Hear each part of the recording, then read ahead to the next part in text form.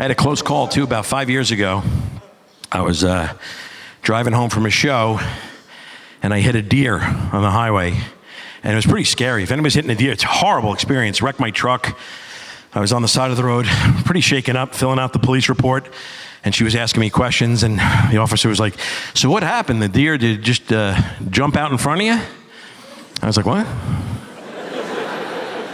She's like, "The deer, did it just jump out in front of you?"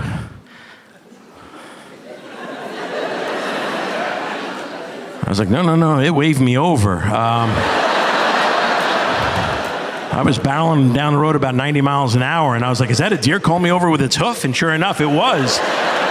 So I pulled over to the side, I got out, and I was like, "What's up?" And he's like, "You're doing like 90. And I'm like, "Okay, that's my business. What do you care?" And he's like, "Well, I know you got kids at home." And he knew I had kids, and he knew my kids by name, which freaked me out. So I'm like, "I'm not gonna talk to this guy anymore. I don't need this." And I was like, "I'm out of here." And he's like, "Well, hold up. I'm sorry." He said, "I'm sorry."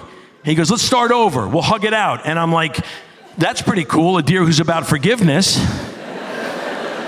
So I said, "Okay," and I go to hug him, and he goes to hug me, and he goes, "What's that?" And he points with his hoof to my shirt, and I go, "What's what?" And I look down, and he did that move right at my face, right?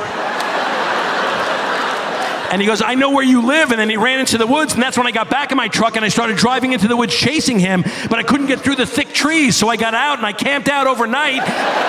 And I waited, and the next morning I saw him. He was talking to a bunch of other deer, and I army crawled over to him, and I put blueberries on my face, all Rambo style.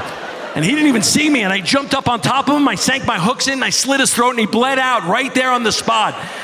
And then I dragged him like a mile and a half back to the highway, and I threw him on the hood of my truck.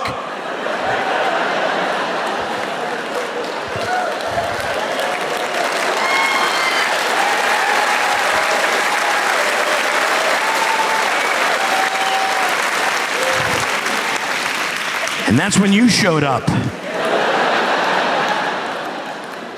So no, he did not just jump out in front of me. This was premeditated deer murder. Can't talk about my kids.